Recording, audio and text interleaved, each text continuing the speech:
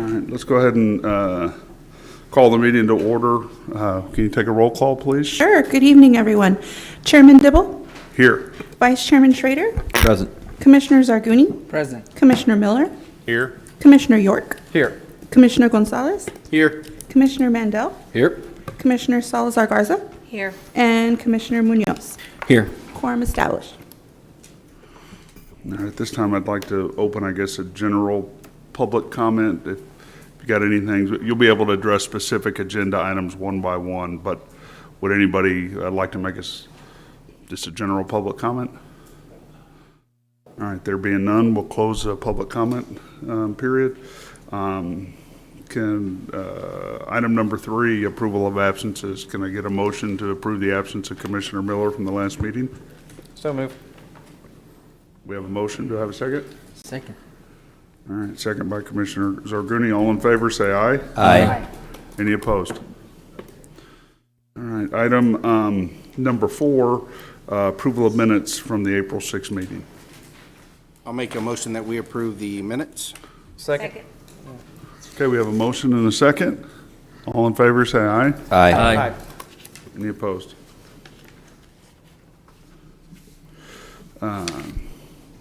Andrew, I guess, do you want to move on to item number 5, the consent public hearing? Yes, sir, please. Just so you know, Commissioner York will be abstaining from item number 9, so I'll I don't read know that if one maybe you separate. can do 1 through 8 and then number 9. Thanks. Not a problem at all, sir. All righty, for the record, my name is Andrew Demas with Development Services, and I'll be reading in tonight's consent agenda. So starting with new plats, item number 2, Molina Subdivision, number 2, Block 8, Lot 3B, a final of .1951 acres. Item number 3, Bass Subdivision, Block 7, Lots 2R-3 and 2R-4, a final of .5 acres. Item number 4, Moreland View, Unit 2, a final of 11.594 acres. Item number 5, West River Place, Unit 2, Block 2, Lots 5 through 10, a final of 6.347 acres. Item number 6, Patrick Gardens, Lot 26B, a final of .138 acres. Item number 7, the Esplanade, Unit 1, Block 3, Lots 2DR and 2HR, a replat of 11.132 acres. And item number 8, Westgate Heights, Block 10, Lot 28R, a final of 16.25 acres. On the first 8 plats, staff recommends approval along with the TRC. TRC finds that all plats submitted meet the requirements of the Texas Local Government Code as well as the UDC, and also recommend approval. Okay. Commissioner Schrader? I just have one item clarification. On item number 4, the ingress and egress out of that for emergency vehicles, since that's a partial, well, it's a plat, but it's of the partial development, and there were no provisions for turnarounds in there. And I was looking at the comments in that. Remind me again how that's a methodology is approved. Sure. So as long as there is the ability for a fire apparatus, a fire vehicle to turn around either on the subdivision itself or as it connects to adjacent subdivisions, that does check the box for the ability to turn around. The minimum unobstructed access any fire vehicle needs is 20 feet. Okay, so the adjacent is already developed. It is also in process, so there are sister developments that are occurring at the same time. So a fire vehicle will have the ability to go through a second subdivision to exit the property. Okay, so that build out is, the contingencies are built into that? Yes, sir. Okay, thank you. Any other comments for staff? There being none, I'd like to get a motion to approve under consent agenda items 1 through 8 as presented by staff. I move that we approve items 1 through 8 as presented. I second. We have a motion and a second. All in favor, say aye. Aye. Any opposed? Okay. On to item number 9. Please note Commissioner York is abstaining. Thank you, sir. For item number 9, this is a conditional plat, which staff is recommending approval. Saratoga Downs Unit 4B, a final of 19.70 acres. Why it's conditional is there are 3 remaining items. There are a few development services engineer comments that need to be resolved, which the applicant has maintained they will.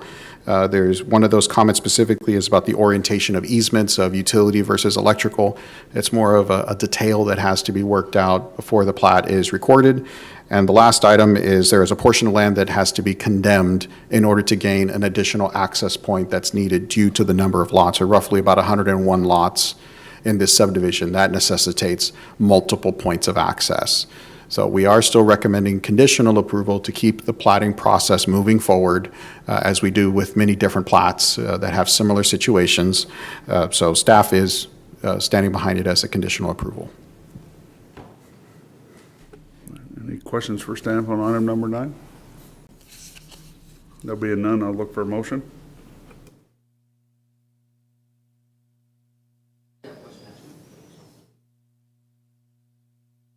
Andrew, I don't think, we don't need public hearing for the consent agenda, Mendez. Technically, you do not, but it's sometimes it's been more of just a practice in case anyone wants to voice about any plat items on the agenda. Okay. Buck, correct me if I'm wrong, any published agenda, everything is open by state law to public comment. We also have the beginning of the meeting for the public comment as well. Okay. Sure. I think we're good there. Yeah. On the cover sheet for this item, it says the applicant proposes to plat for the property for the construction of a police station. Is that? For a police station. Saratoga Downs, Unit 4B. Let's take a look.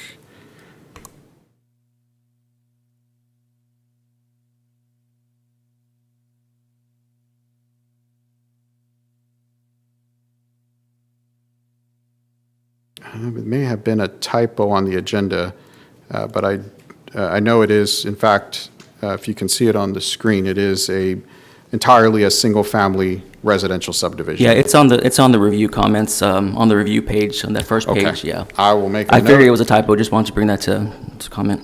Thank you, sir. It'd be awful nice of the developer if he would do that. Any other questions for staff?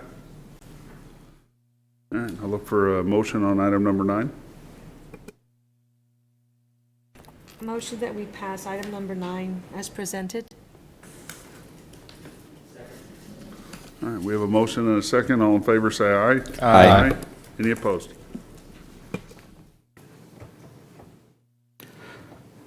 Okay, moving on to, I guess, Section B.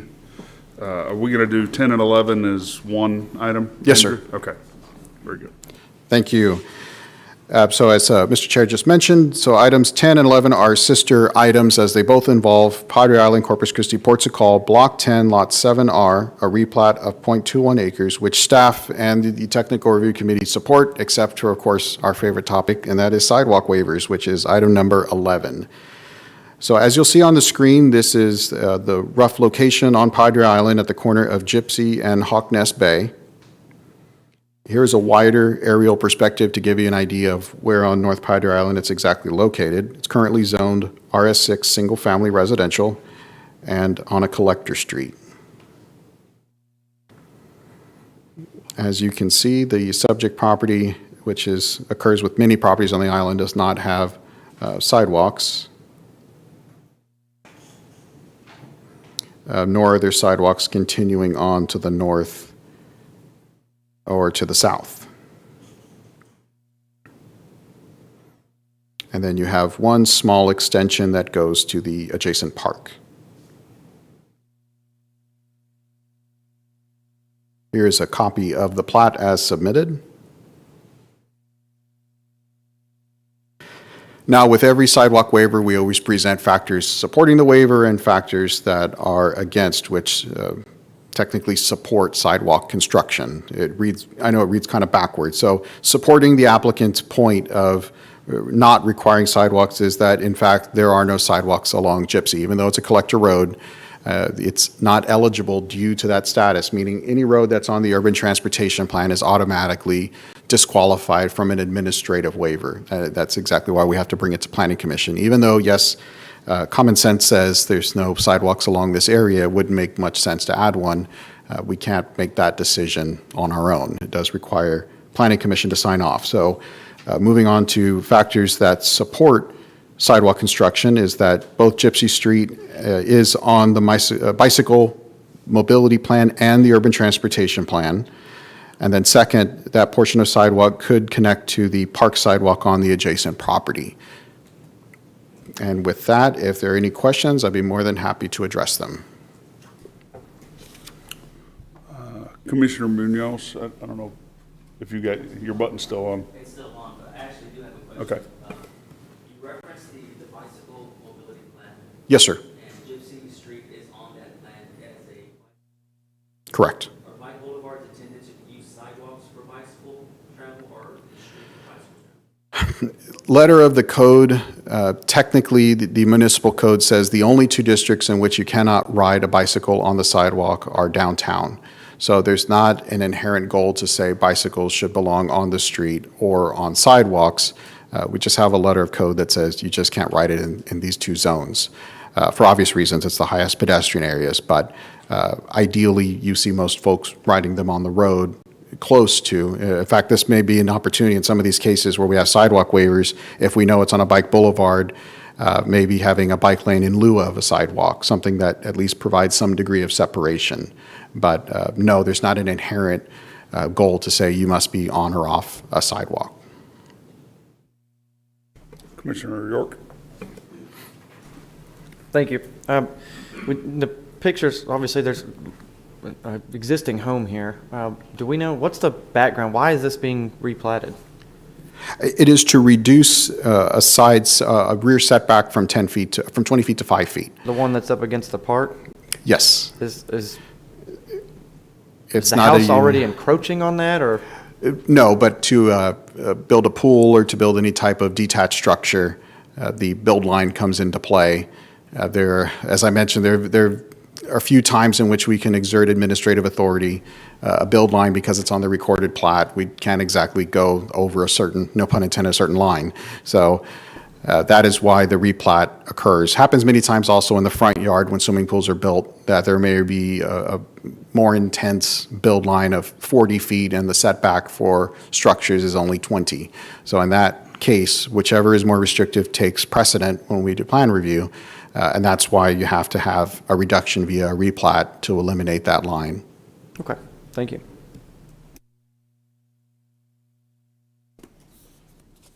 Okay, any other questions for staff? Okay, thank you. I guess at this point, I'd like to open up the public comment for items 10 and 11. There being no public comment, I will close the public comment period and look for a motion on items 10 and 11. I'm just a little discussion, I guess, before any motions are made, but I'm struggling with this one. Anytime it's a bar ditch, I always vote against the sidewalk because it doesn't make sense. This isn't that case, but at the same time, I have a hard time saying this is a developer that has to build a sidewalk, because to me it looks like it's a homeowner that wants to build a pool and they happen to have a weird setback to a park, and now they're going to have to spend $30,000-$40,000 on building sidewalk or whatever it is just to build their pool. It just kind of doesn't sit right. But just kind of my 2 cents. I'm in this area all the time. I live down the street. I don't know that that's really going to be that big of a benefit, putting 100 feet of sidewalk in. Sounds like a motion. All right, so with that, then I will make a motion that we approve. Which one is the waiver? 11. Yes, sir. 11 would be. Approve item 10 and approve the sidewalk waiver, item 11.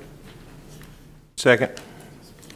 We have a motion and a second to approve item 10 as presented and to approve a sidewalk waiver on item 11. All in favor, say aye. Aye. Any opposed? Passes. Moving on to item number 12, and I guess 12 and 13 will be done together as well, Andrew? Yes, sir. Precisely. Thank you.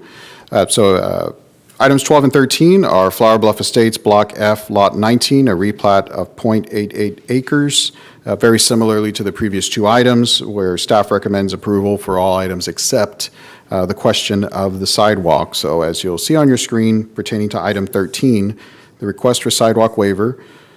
The property is located in the Flower Bluff area at the corner of Waldron and Fawn Drive, which is north of South Padre Island Drive, headed towards the south gate for NAS Corpus Christi. Here's a wider aerial perspective. That Waldron is technically an arterial road, even in this smaller two-lane portion as it travels south and crosses under the freeway. So here's a view of the subject property in front of Fawn Drive. To the west, to the east, and here is the plat submittal itself. And as you can see on the previous slide, there's a little bit of a sidewalk already constructed along Waldron. And here is the original plat. As you can imagine, Flower Bluff, the city of Corpus Christi did not annex until 1961, but it was platted in the early 50s. So that is why you see the dramatic change from the creation of South Padre Island Drive along with the creation of the flyover that would be located on the left-hand side of the property that heads to NAS. So here is a closer perspective.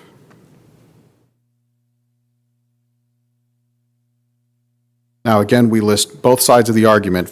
Factors in support of the applicant's request is the property is zoned general commercial 1, and the majority of the existing sidewalk along NAS and Waldron, the large residential area to the east, has no sidewalks.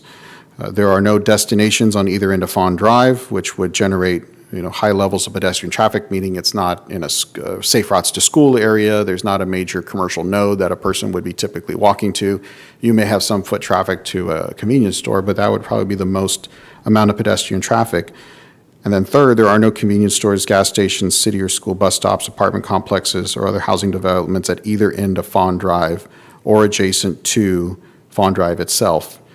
Now, factors in support of sidewalk construction would be the connection to Waldron Road. It is an arterial street, which does have a one-way bicycle track on the mobility plan. Number 2, Lot 19 has just been replatted as part of a bigger development for boat storage. Lot 12 could potentially have a sidewalk in the future if the property is replatted. And item number 3, the corner lot of Lot 19 is zone CG1, which is not one of the zoning districts that qualifies for an exemption. So that's, again, one of those technicalities that keeps it from being an administrative exemption. But as you can see, that is the for and against argument, and if there are any questions, be more than happy to address them. Commissioner Schroeder? I just want to make sure I understood this when I read this first. This application is for Fawn Drive only. Correct. Not because they're sidewalk still going to build the sidewalk on Waldron because it already has the ramps. It exists. On Waldron, it does The entire exist. sidewalks, okay. Correct. Thank you. Fawn is the more residential level street.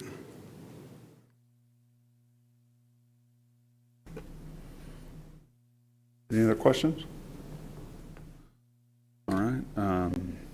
I guess I'll open up items 12 and 13 for public comment. Is the applicant here?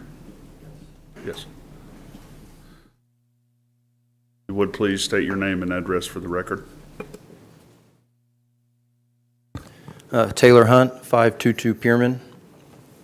I was just going to see if y'all had any questions for us. As you'd mentioned earlier, there's a sidewalk all along Waldron. There's no, there is a drainage ditch or a bar ditch along Fawn on either side. So we wouldn't want to, as you mentioned, you didn't want to inhibit any of that drainage that is utilized through there. And there's no curb and gutter on the long Fawn, and there's no other sidewalks within that area.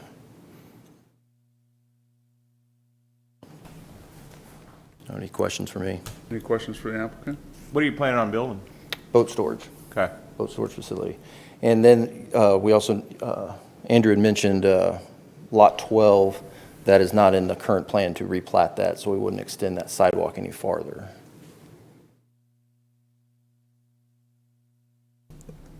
All right. Thank you.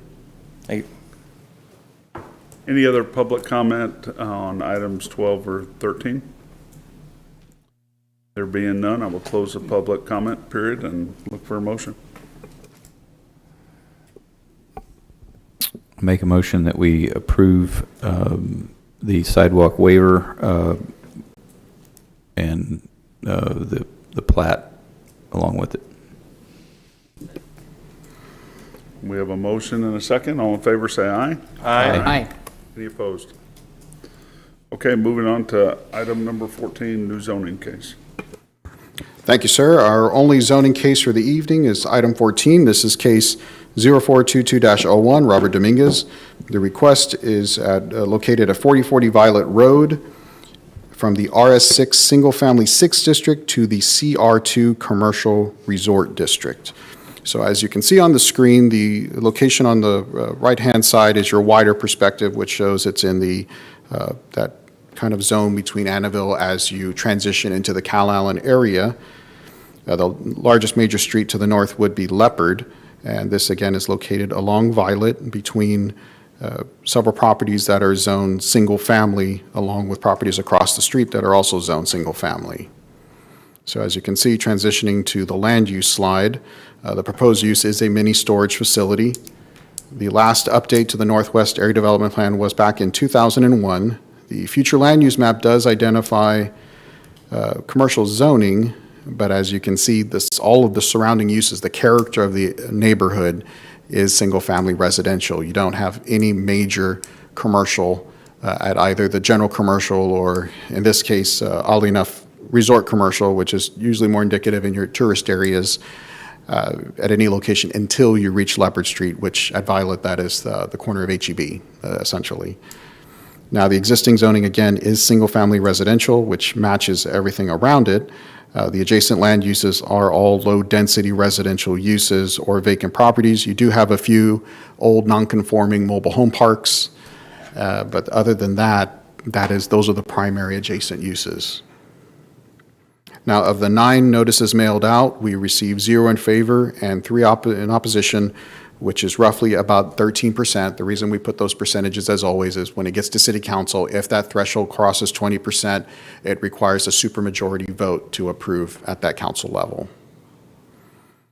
Now, staff analysis and recommendation, which I'm sure all of you had a chance to read through in the staff report, is that the CR2 Commercial District, of course, is not appropriate for this area as that is resort in nature. They are typically water-oriented, they are high in tourists. CR2s are more indicative of Mustang Island, parts of Flower Bluff along Laguna Shores. You have several on North Beach, and of course in the Bayfront area. Second is that it is, of course, not consistent with future land use. Third, it is not in keeping with the character of the neighborhood, which inherently those 2 items together make it inconsistent with the comprehensive plan as a whole. We want to keep neighborhoods that have a general sense of character, where you don't want to have an odd use that kind of sticks out among the rest. There are no commercial uses south of Leopard. And then lastly, the rezoning warrants an amendment to the future land use map. Now, when we look at all of these different factors in comparison, we as staff are recommending denial of the rezoning to the CR district. And if there are any questions, I'd be more than happy to address them. Andrew, a couple of questions for me on this. You know, I know you said there's some non-conforming uses. There's I think a church actually kind of across the street, correct? Yes, sir. And then there is, a vet clinic down the road. There's some mobile home parks. The road on Violet, it's a 4-lane road, is that correct?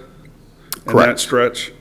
Yes, it is an A1, arterial level, so it is a higher traffic threshold. And typically, that roadway would be more consistent. I mean, it's probably somewhat unique to have that big of an arterial in a residential that's more consistent. If it was to complete transparency and more keeping, if this was an area similar to Airline across from the old Toys R Us shopping center, or parts of Everhart, parts of Weber, where you're seeing a consistent transition. For instance, there's parts of Castoris from the Boat and Net area, which is north of SPID. Those areas, you can see that consistent transition to commercial uses. It would make more sense to have even a pocket of general commercial among some of those neighborhood commercial properties. It's a little bit harder to make the case when there hasn't been any other. Now, you could say, very much like sidewalks, this could be the start of the network, the start of the trend. I know we've been approached by a few other adjacent properties for rezoning, but those ironically have been to make, to legitimize the mobile home parks. So there hasn't been a request recently, except as you go much further down to the south, almost to the city limit line, for even another potential similar mini storage use.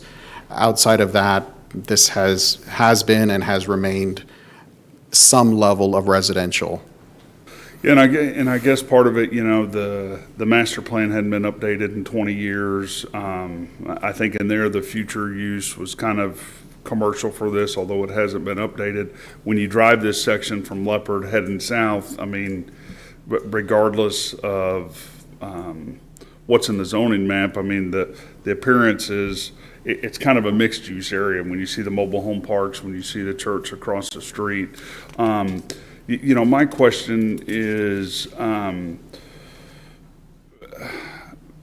was there any discussion with the applicant about some kind of special permit or anything? Because we've had other instances, and I mean, myself, I've built a home in Cimarron Lake Estates that butts up to a mobile or a mini storage unit. I know there was one that we looked at a couple of years ago that off of Staples. Near Gardendale. Staples and Holly, there was one. Well, there was that one, but there was the other one further south towards like, I think past Timbergate where. Yes. And that was only, if I remember right, maybe 3 or 4 lots that butted up on that mini storage unit, but there's definitely been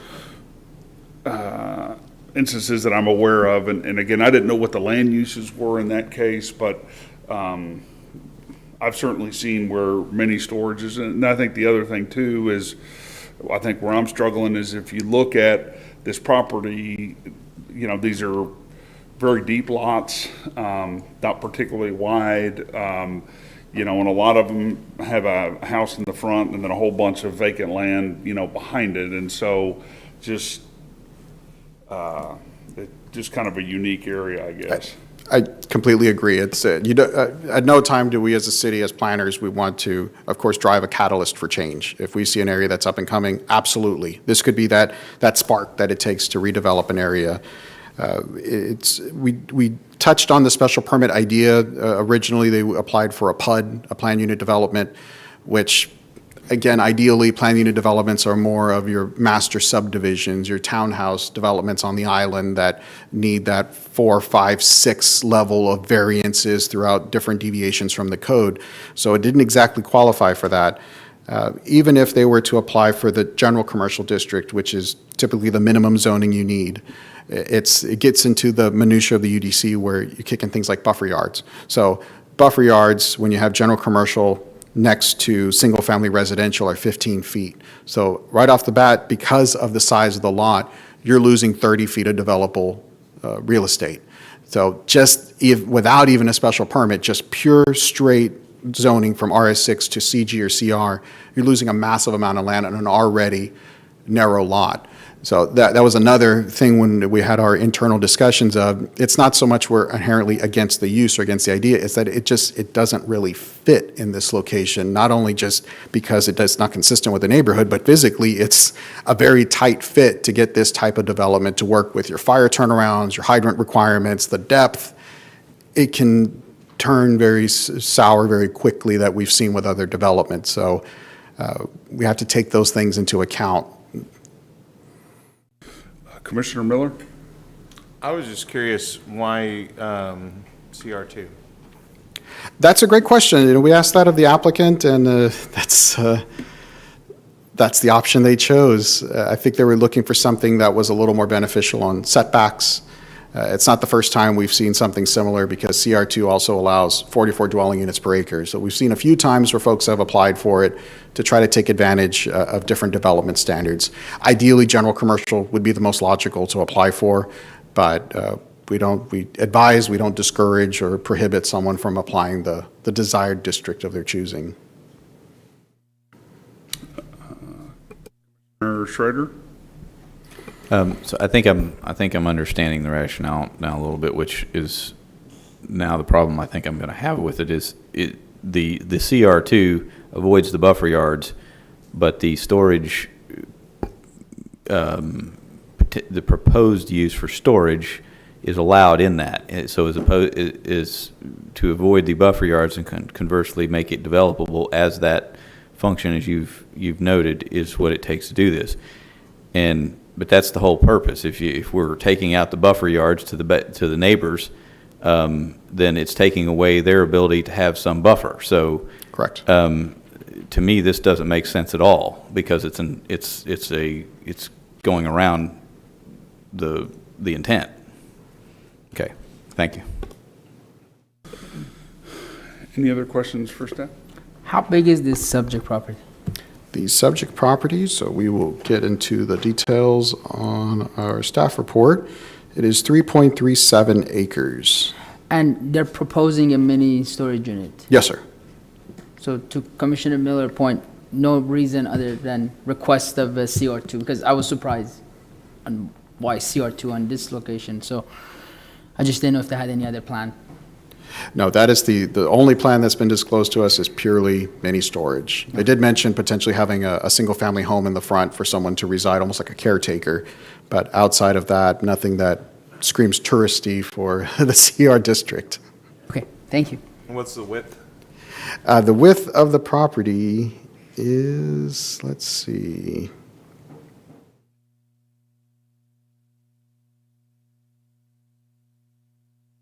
I want to say off the top of my head, it's 100 feet.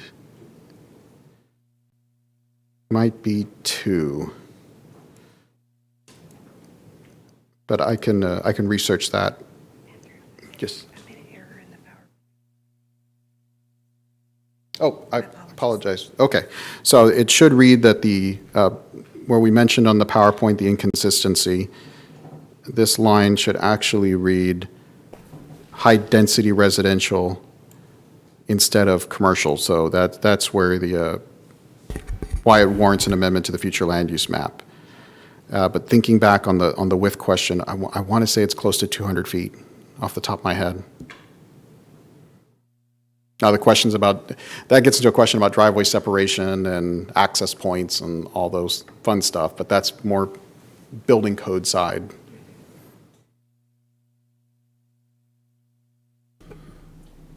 Any other questions for staff?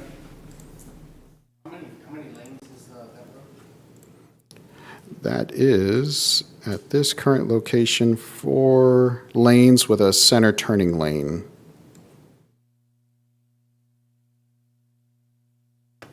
So would y'all do that normally for like residential? Or would y'all do that with the intention that could turn commercial?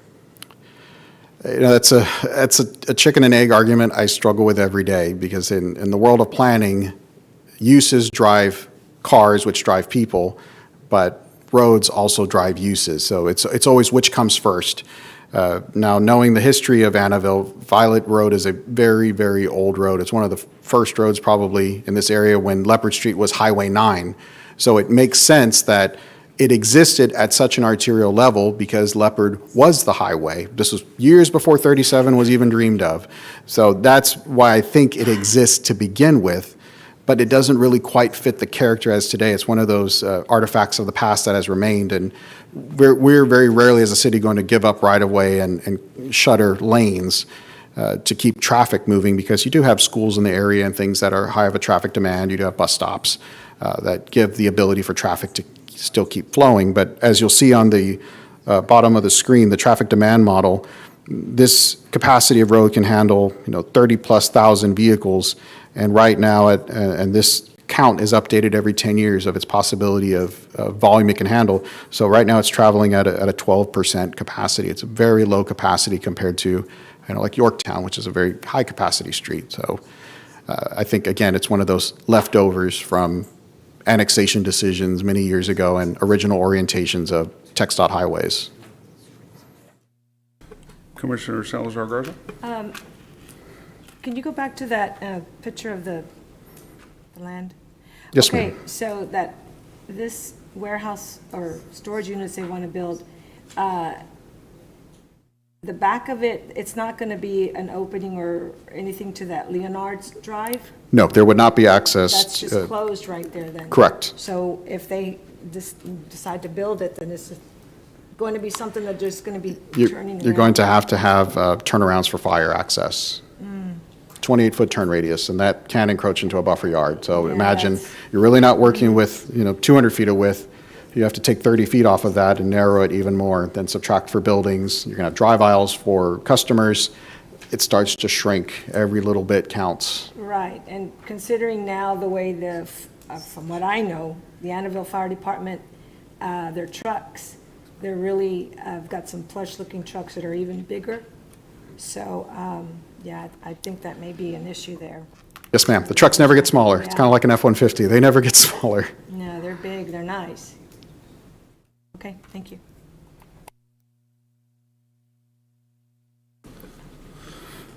All right, with no other questions for staff, I guess we can open the public hearing and, is the applicant here? Would they like to speak?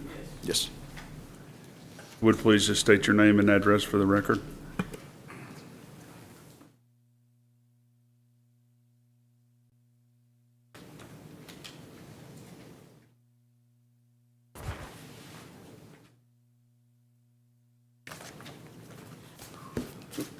My name is Joe Garcia.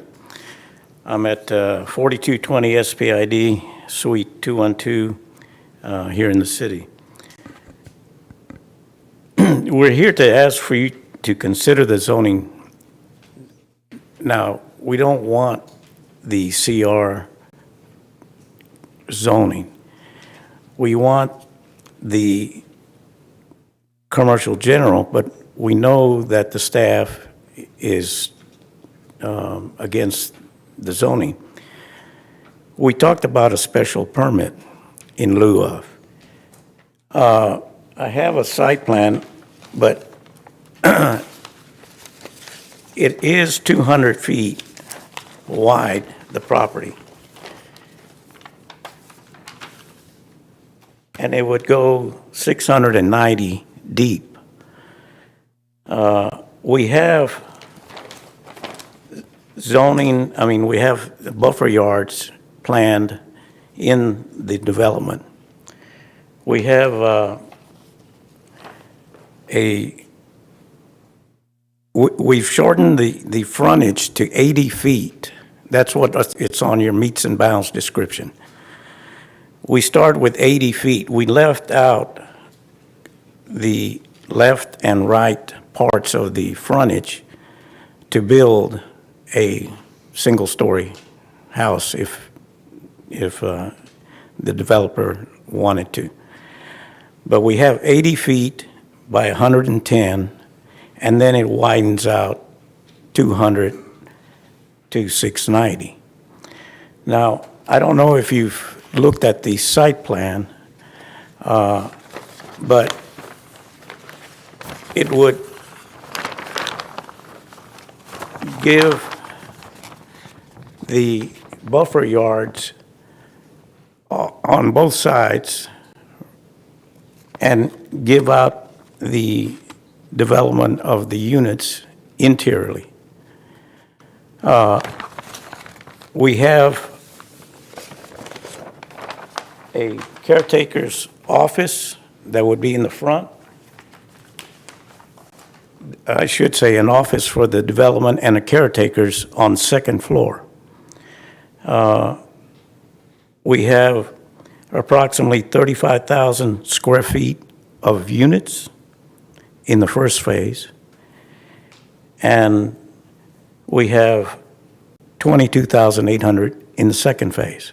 So the idea is to build this with the first and second phase. We would provide fire protection. We'd provide fire hydrants on site.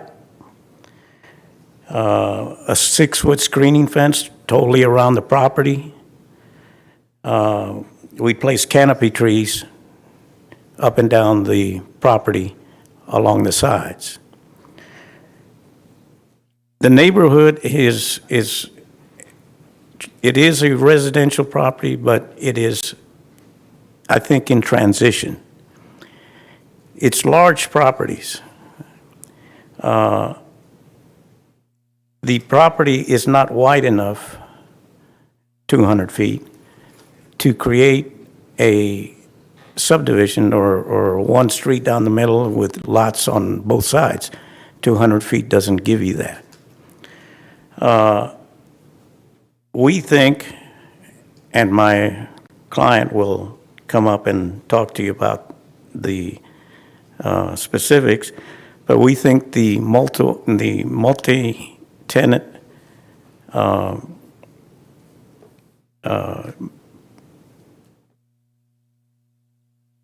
units, the units themselves would be climate control in half the units, and the other half would not.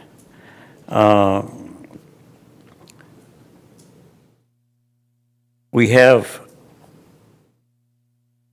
3.36 acres of land still to provide the mini warehouse.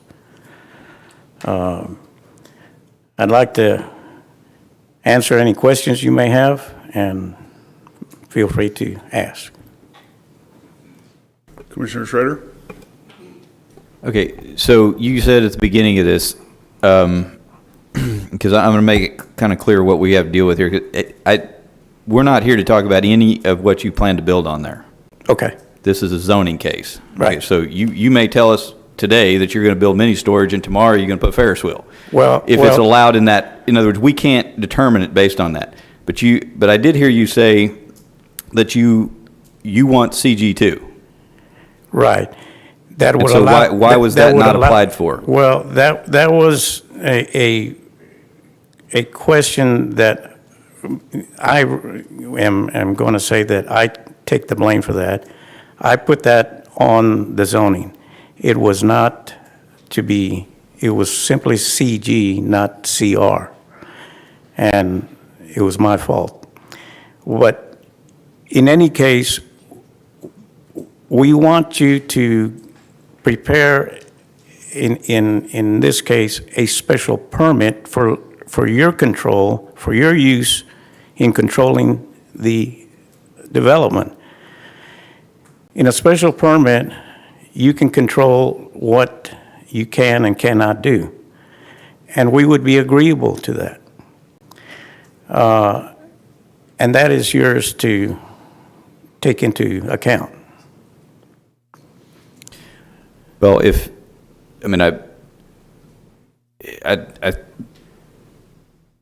I'm still not understand. I think I think I have an idea what I would suggest, but to me at this point, this does not seem to be a clear case. But the zoning that's been applied for, I don't at all understand, and I haven't heard a case made for it. So That's true, but we don't need the buffers that the CR would allow.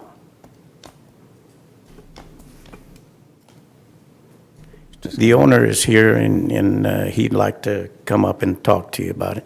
Okay, thank you. I'm just going to make a quick comment, but I think this is more of a candidate to be tabled so they can go figure out what to do with staff, maybe.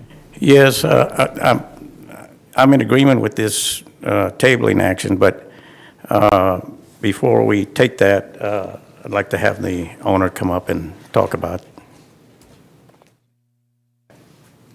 Would please state your name and address. My name is for the record. Robert Dominguez, 3822 Dunstain. I live in Calicote Estates, and I'm the previous owner of Calicote Storage at 4302 Calicote Road, and I went through the same process back in 2008. 5-acre tract surrounded by residential, and we finally got that approved. I I built it 15 years ago and sold it. And followed all the rules, regulations, and everything. I apologize for the zoning class or whatever. I didn't know. I just wanted to get it zoned to where I could be able to build again. What I also wanted to do is to mention is that a little over half of it would be the storage facility, and I wanted to build my own home on the Leonard Street side, if, all goes well. But I've done this before.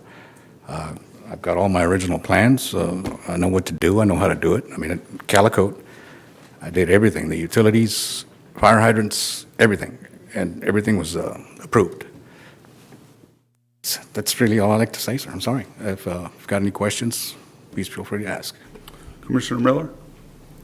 Yeah, I think our best advice to you would probably be to table it and get back with staff. We had a recent zoning case where, for a car wash, right? And the applicant had originally asked for a general commercial zoning, intense commercial. And so we as a body have to, we know that they want to build a car wash, but we also have to take into account that they might not be the only owner for that property over the years. Okay. And so anybody could come in at any different point and buy that piece of property, and because they have that base zoning in place, build whatever they wanted there. Right. And so with the particular zoning classification that's being requested here, water parks, all kinds of different things. I understand. I think it would serve you a lot better to go back and ask for a special permit for the intended use. Okay. So that way we can look at this based on, because you can tell me that you're going to build a mini storage, but I can't really take you for your word. You seem like an honest person, but Okay. I understand what you're trying to say now, yes. I've got to also understand that you could sell this property after you get this zoning to somebody else that wants to build something different. That I would not do. I understand what you're saying. That I would not But do. we have to, we can't take you for your word. All we have to do is look at the zoning and is it appropriate. So now, if you narrow it down to, yes, I'm going, let's say you can leave it as an RS6 with a special permit for storage facility, correct, Andrew?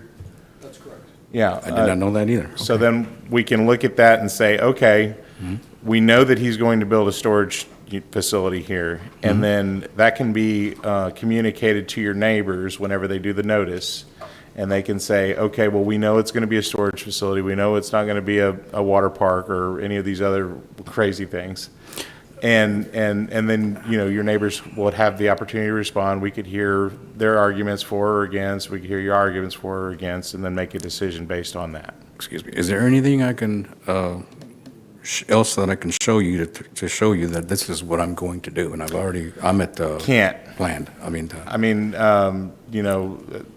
Tabling it till a couple meetings from now, 4 weeks from now or something like that. I understand that it's very unfortunate because I'm a contractor. I know steel prices are going up, and you're probably chomping at the bit wanting to get this thing in for permitting and things like that. But right now, we just, as a body, it's very difficult for me. I can't speak for the rest of the commissioners, but it's very difficult for me to be able to approve this in its current form because of the opportunities for what else could be built there. So, but those are my comments. Okay. Commissioner Schrader? I think it's clear, the critical thing to understand about this is that the buffer is what's important here to be a good neighbor. Yes, sir. So what I'm concerned about is that if the current zoning were approved, is that the proper buffers that are normally in place between residences that are neighboring this, that are backing up to this particular on the southwest there, wouldn't be afforded the same buffer that others would in the same situation would be if this type of zoning were approved. So the only way for us to achieve that and achieve a equitable buffer for those residents to the types of facilities that would be allowed in this zoning is, as Commissioner Miller pointed out, a special permit is the only thing that would narrow that down to what you're speaking to use, or approving a commercial zoning with the appropriate buffers for the type of business that you might build. Okay.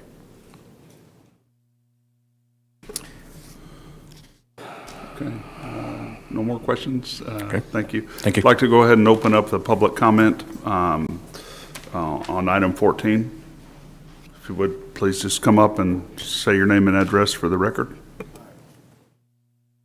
My name is Moses Cortez, and my property is 4034 Violet Road. I'm the neighboring property to this 4040. My questions and concerns was whatever's going to happen or going on or in the future, or, it being a commercial property, would I pay commercial taxes? And then also, along with it being rezoned, will I be able to build me a new house? I got 4 kids. I got a big family and they're growing fast. So I would like to build a house in the future, if possible, if this does get rezoned or doesn't, and is my house grandfathered in. And then say that a hurricane comes and destroys it, and, that's one of my main concerns is rebuilding, being able to build me a new house. And it being zone commercial, what restrictions would I have, if any? And then, sorry, I don't do this very often. I am concerned about the traffic on the road because due to the refineries on the turnarounds, they're quick, they're fast, they get a lot of people coming in and out all at one time, and they don't stop, people coming out the road, you have to look down sometimes, anyone that goes into my property, because I am neighboring, I tell them to back into my yard and drive forward so they can see what the road is and see what's down the road. And then say, like, if these things are built, is the land going to be raised on that property? Is it going to cause flooding on my property? I do gardening. I've been doing gardening for the last 3 years consecutive. I planned on building a new house during COVID, and then COVID hit, and I work turnarounds, I work industrial. I'm an iron worker by trade, Boilermaker by trade, CDL driver, so the oil field, but it's been up and down, inconsistent for me. And with the lack of a steady job, I can't get a loan from the bank because it's not a 2-year, I don't have employment for 2 years. I'll work for 3 weeks, get laid off, work for a month, get laid off, and then get a big job. And so that's what I've been trying to do. And then also, along with storage units, I've talked to a lot of people around, and, I hear a lot of burglaries happen there, people crossing over certain properties, cutting fences, and I don't want that with 4 kids at all. And I know on construction, because, I work in it, noise levels throughout the day. My son's got sensory issues. I've been at that property for the last 15 years. I bought that and paid it off. I worked hard for it, and then, like I said, COVID hit, and I couldn't do what I wanted. But I haven't given up yet, And then, like the property line, I guess a buffer yard or zone, what you call it. I'm not sure. I don't know this terminology. I've been learning as I go.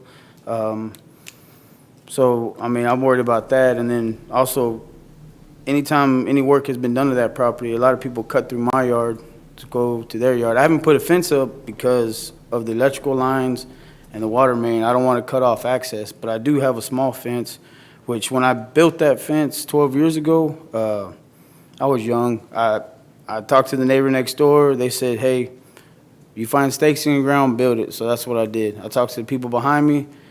I said, hey, I found these stakes. I don't know what stakes mark. So my fence might be on their property, might not. I'm not sure. I just I built it quick, fast, in a hurry. So I can just have some kind of protection. And then biggest thing is just overstepping or feeling pressured. Big companies come in. I'm the little guy. I don't have resources. I don't have people to advise or get with that can tell me what to do. So it's just the way I feel. It's like me versus the wolves. Keeping the wolves away. That's the only way I can explain it.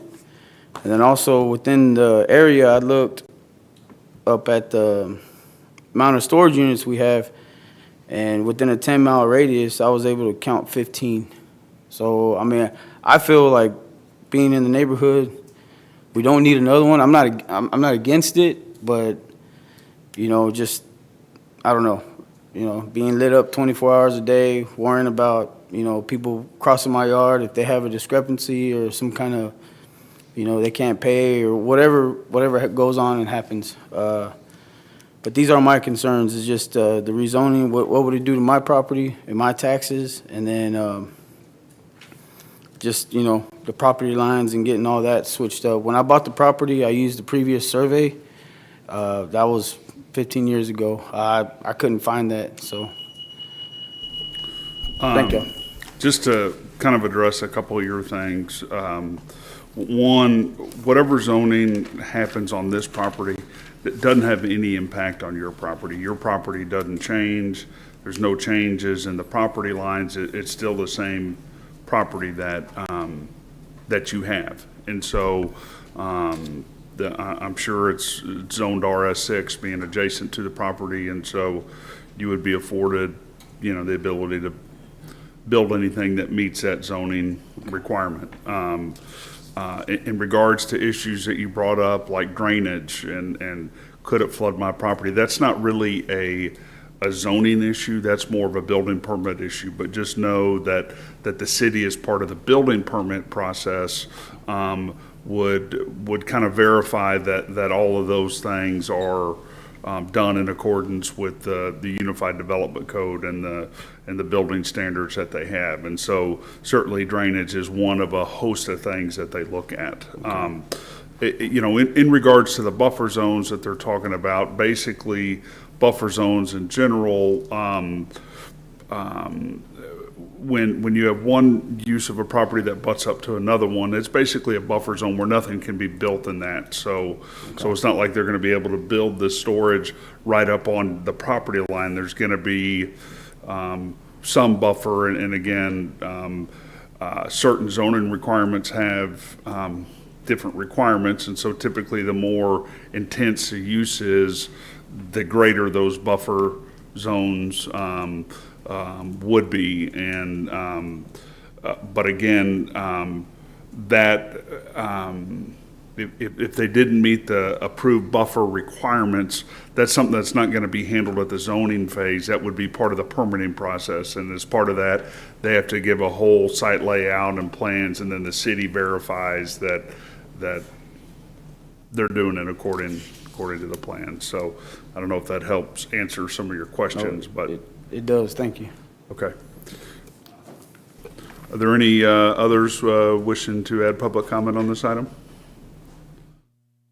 Okay, there being none, I will close the public comment period.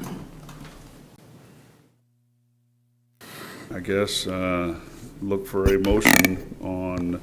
If I could add one item, Mr. Chair. So I ran some quick numbers. There was a comment about that houses weren't able to be developed. So the total depth of the property is about 1,200 feet from Leonard Street all the way to Violet. If you were to create RS6 lots, which 75 by 80 is a perfect 6,000 with a 50-foot right-of-way. Now, mind you, how many times do we see street waivers that they want to reduce it a little bit, maybe to 40? So even with a full 50, without any waiver by this body, that'll net you 30 homes today. So to say that it's not eligible for building single-family homes is quite far from the reality. Now, granted, there are going to be wider lots, a little shallower in depth, but I could say, not to get into the market discussion of what's within 10 miles, is I do agree with the statement, but it's that we are in far more dire need of single-family homes than necessarily, I would say, other types of commercial uses. Be that as it may, I just wanted to point out that single-family homes very much can be developed on this property.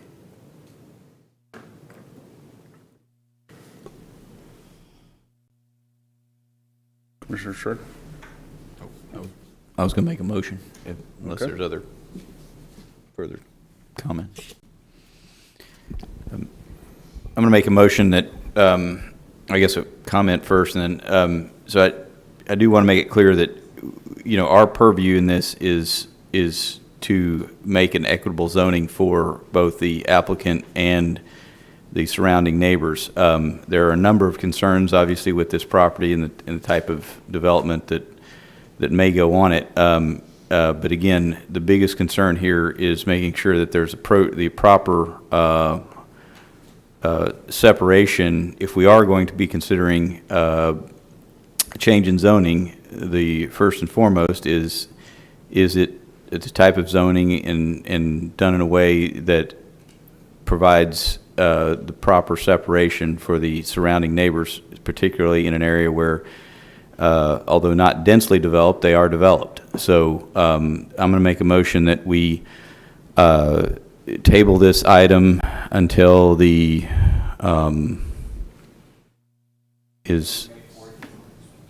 to the May 4th meeting for the applicant to have more time to come to a more appropriate zoning for their intentions.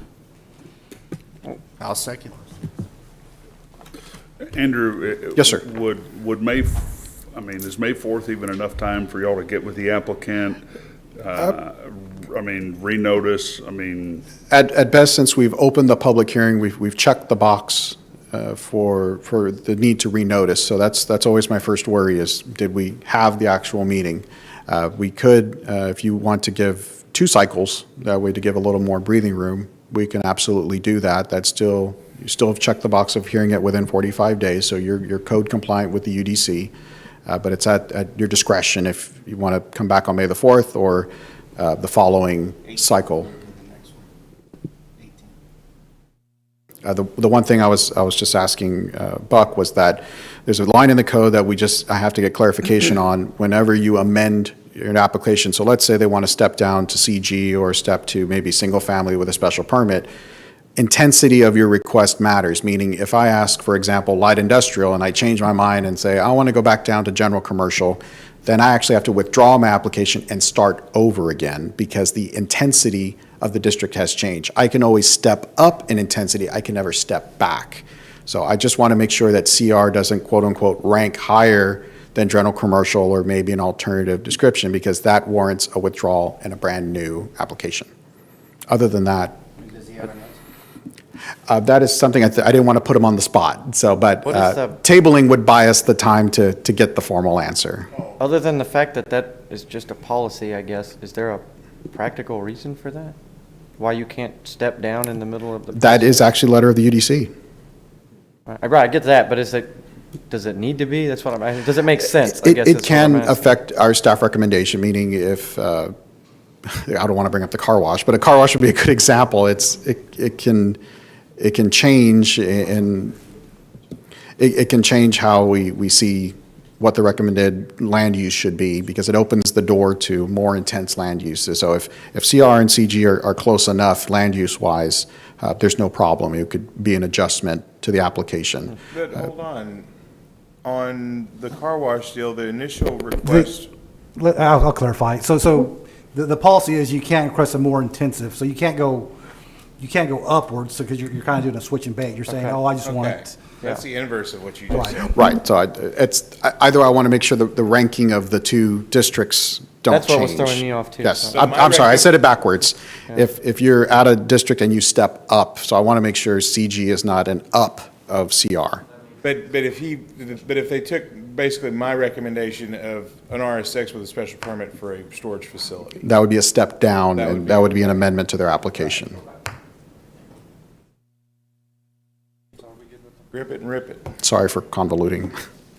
So, but legally, the next meeting is a doable thing as far as notifications and things? No additional notification will be required. Fortunately, we've satisfied that state requirement and the UDC requirement. It would purely be sitting down with the applicant and hammering out any potential next steps, why either change completely to a different district or explore special permit options. Okay, because I do hear that, I do understand the applicant's urgency to try to do this quickly, so we'll support that. But I have a question just for clarity. if they do decide to go from CR2 to, say, an RS6 with a special permit, would you have to renotice? No, that would be, since the item was heard and a recommendation was made and discussion occurred, you would not have to renotice. Now, if they make a formal amendment to their application, then we would make that change before the notice for city council and explain on the notice that request was changed. Okay, all right, I got it. I'm good to vote. We have a motion from Commissioner Schrader. Second. I think you had a second already. Oh. Okay. From Commissioner Gonzalez. Okay. We have a motion and a second to table the item till the May 4th meeting. All in favor, say aye. Aye. Any opposed?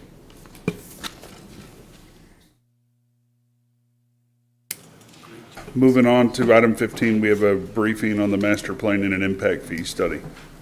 Good afternoon, Commissioners. Al Raymond, Director of Development Services, for the record. Over the past several months, I've heard several of you mention that you hadn't been updated on this project, and really this month, April, we've started, the city has started an engagement to really just talk about the project, where we are from a status standpoint, and regularly brief the Planning Commission and regularly brief City Council. So we're here today to give you a quick briefing of where we are with the overall project. Quickly, how we got here, as many of you may know, from 1982 to 2022, the trust funds have paid out approximately $39 million for new water and wastewater infrastructure.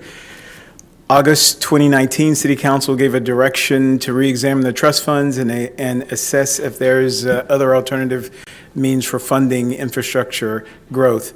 December 2019 through February 2020, utility alternative financing study was updated and completed and presented to City Council, and I think we've also presented it to this group as well.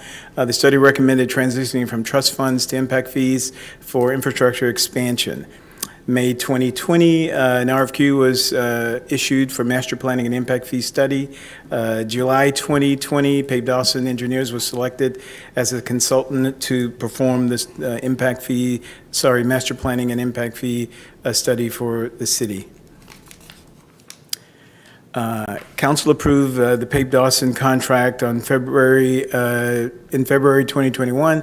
The contract was executed March 21. The amount was $2,289,700. On October 21, Council approved an additional service request for $1,192,000 to aid in the production of a comprehensive stormwater master plan. The overall contract totaled $3,481,700, and the project is ongoing and is scheduled to be completed in the spring of 2023. Council also established a Capital Improvement Advisory Committee, CIAC, in August of 2021. And that group is to advise on the infrastructure master planning, of course, and the impact fee calculations as we get to that point. This group has met 3 times so far, September 21, October 21, and January 22. The next meeting is May 19th, 2022. Progress on the overall process, right? Where are we? The water master plan update, existing modeling has been debugged. As you see here, land use and flow calculations are complete, and adding ultimate and 10-year flows to determine capital improvements needed for that 10-year growth projection. Currently now we're looking at 2 service areas for the water impact fees, if you will.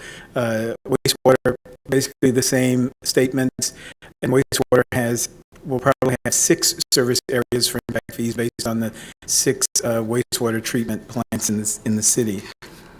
Roadway master plan update, because of the state law, we can't go into the ETJ like we can with water and wastewater. We can only stay within the city limits, and the state requires a 6-mile, no greater than 6-mile areas. So that divides the city up into 21 service areas potentially for impact fees. And what we do, what the plan is to look into those service areas and look at improvements, intersections where roads need to be upgraded or even added for projected growth over the next 10 years. Stormwater master plan, the stormwater has approximately, tentatively now, 20 service areas. And we're making progress, as you see there, with our hydrologic and hydraulic analysis. This process is ongoing, as you see, and we've started meeting monthly, we and the other city departments, and our first meeting was today from 1 until 4:30, right? Because we're getting close to the point where we're hoping to complete our master plans, at least the initial draft, by August of this year.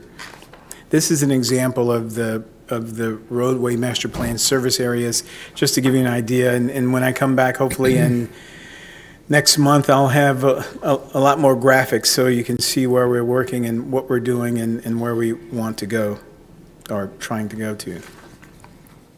In addition to the actual heavy lifting, the city has initiated a customer awareness campaign to make everyone aware of what's going on, right?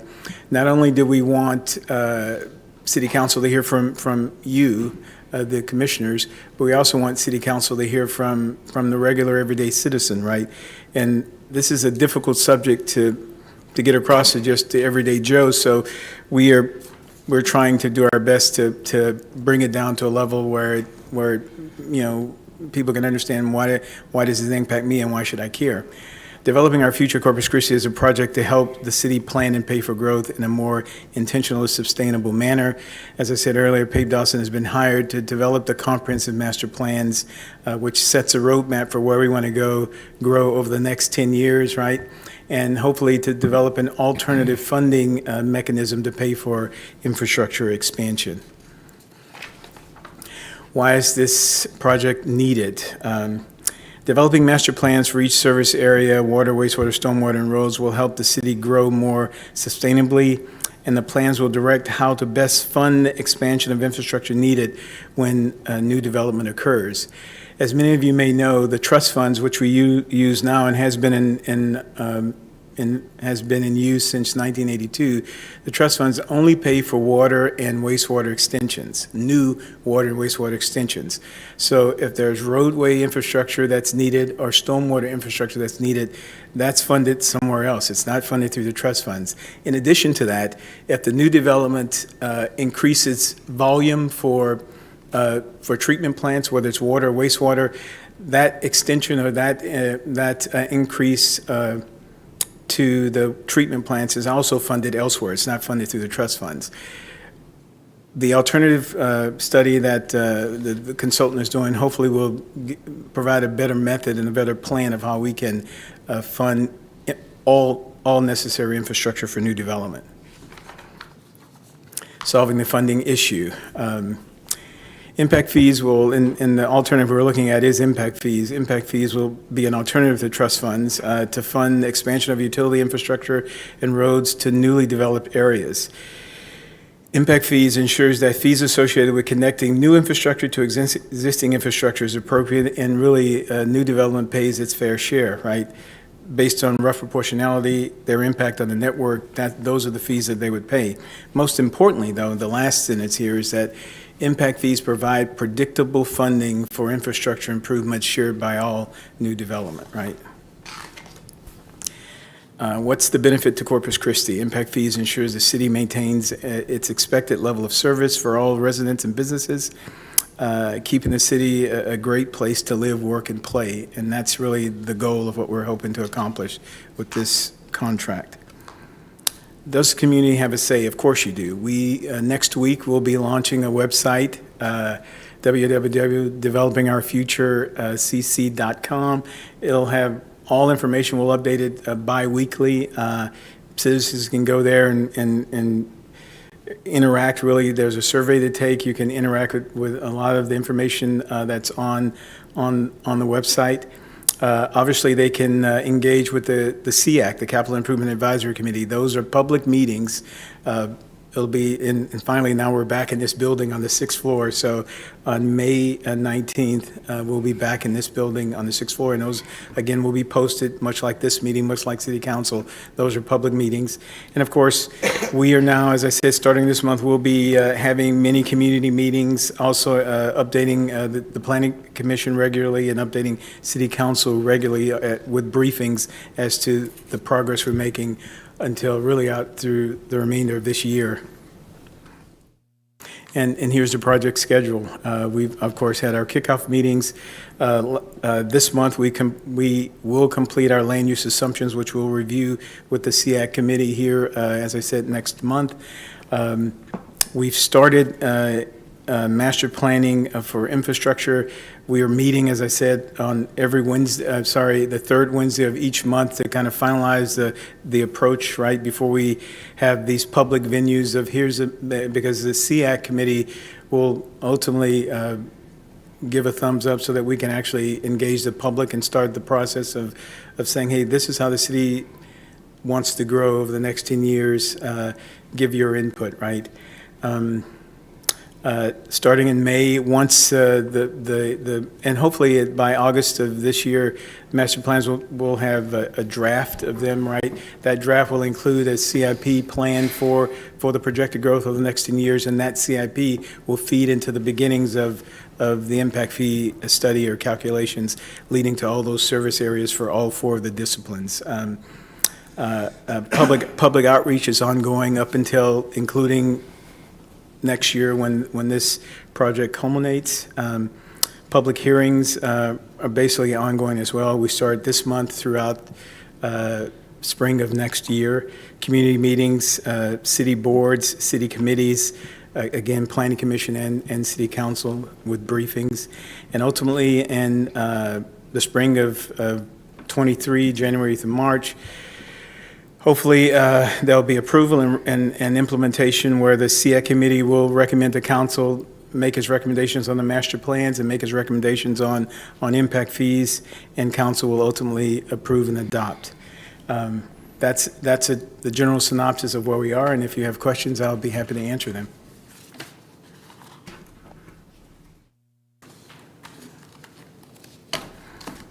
No question, but thank you. Thank you. Commissioner Schroeder? So I guess, can you elaborate a little more on the, one enlightening thing that really led me to believe that this is the right course of action for getting the appropriate fees for this city is that, our wastewater treatment plants, we have 3 times as many as San Antonio for a city that's. San Antonio has 3 and we have 6. Right, and we have less than a third of the people. So I think that's really critical to essentially what your evaluation is doing is factoring in all of the cost of maintaining those facilities, the cost of how we get, because it's really about, in that particular instance, it's the fact that we don't have the elevation fall in the city to collect all of that in fewer locations, essentially. So once all of that data goes into this and those are calculated, it's going to be relatively more transparent about what we're spending effectively and what we need to collect for the impact that growth 2 miles further out or whatever it is in a particular location is going to realistically impact the city's available funds. Exactly. As a matter of fact, in 2014, I think it was, utilities, through a consultant, brought to council, hey, we should consolidate our wastewater treatment plants, right? We could at least go from 6, say, maybe to 4. The master planning effort that's being conducted now will do that same thing because it's the right thing to do. We just, I think, almost upgraded all of our, or have projects to upgrade all of those wastewater treatment plants. That funding to do that will be weighed in terms of saying, hey, if we eliminate it, in eliminating a plant doesn't mean we're going to scrape it off the face of the earth. It'll probably will upsize a pump and send it somewhere else. It'll just be abandoned, right? So there are other ways to do it in the master planning, trying to get to the best option of how the city can operate and should operate is exactly what's going to be proposed to that SEAC group. That SEAC group will be with us as we go out to the public, and ultimately they'll make a recommendation to city council as to really this is the way I think we should go. Looking at cost, of course, looking at all of the factors, but just trying to be more efficient in how we operate our city. I think we can't get there soon enough, so thank you. Commissioner Miller? When are the impact fees collected? At the platting phase or at the building They can be permit collected phase? at platting, like they do now with the lot and acres fees and/or at building permit issuance. Okay. All right, but that's something that would be decided during this process? It could be, right, however the council Or- chooses to levy that collection, right? Okay. All right, thanks.